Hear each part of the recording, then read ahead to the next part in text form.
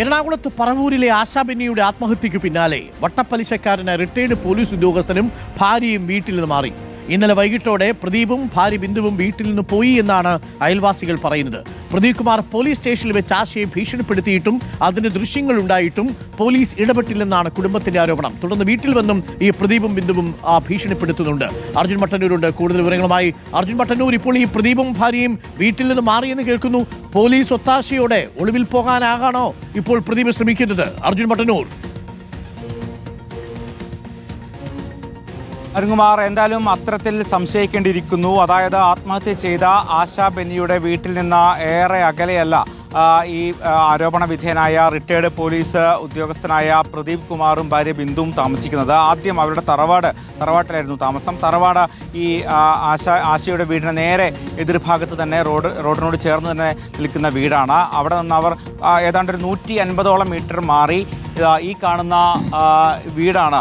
ഈ കാണുന്ന വീട്ടിലാണ് ഇപ്പോൾ ഈ ആരോപണ വിധേയനായ പ്രദീപ് കുമാറും ഭാര്യ ബിന്ദുവും താമസിക്കുന്നത്. പക്ഷേ ഇവർ ഇന്നലെ മുതൽ ഇവിടെ സ്ഥലത്തില്ല എന്നതാണ് ഈ പ്രദേശവാസികൾ പറയുന്നത്. അതായത് ആശയുടെ ആത്മഹത്യ അറിഞ്ഞതിന് ശേഷം ഇവർ വീട്ടിൽ നിന്ന് മാറിയിട്ടുണ്ട് എന്നാണ് നമ്മൾ മനസ്സിലാക്കുന്നത്.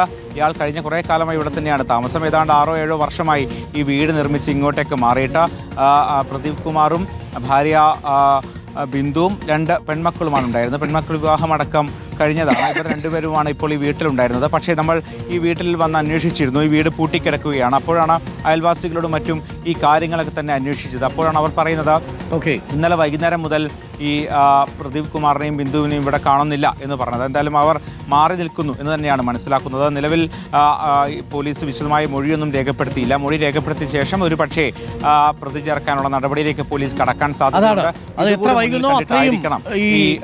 ആശാബെന്നിയുടെ മരണത്തിന് ഉത്തരവാദികളായ റിട്ടയർഡ് പോലീസ് ഉദ്യോഗസ്ഥൻ പ്രദീപ് കുമാറും ഭാര്യയും ഒളിവിൽ പോകും, രക്ഷപ്പെടാനുള്ള സാഹചര്യമൊരുക്കും. പോലീസ് ഒരിക്കലും അത് ചെയ്യരുത്.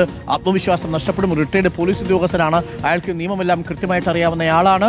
നിയമവിരുദ്ധമായി ചട്ടം ലംഘിച്ചുകൊണ്ട് വട്ടപ്പലിശയ്ക്ക് പണം കൊടുത്ത് ഒരു സ്ത്രീയെ ആത്മഹത്യയിലേക്ക് തള്ളിവിട്ടിരിക്കുന്നത് എന്നതാണ് ആരോപണം. അതിനുള്ള മറുപടി എന്തായാലും നമുക്ക് കിട്ടണം. ആ കുടുംബത്തിന് നീതി കിട്ടിയേ മതിയാവൂ. പോലീസ് ഉണർന്ന് പ്രവർത്തിക്കണം. ഈ നിമിഷം വരെയും എഫ്ഐആറിൽ പേര് ചേർത്തിട്ടില്ല ഈ റിട്ടയർഡ് പോലീസ് ഉദ്യോഗസ്ഥന്റെ എന്നുള്ളതാണ് ഏറ്റവും വിഷമിപ്പിക്കുന്ന കാര്യവും.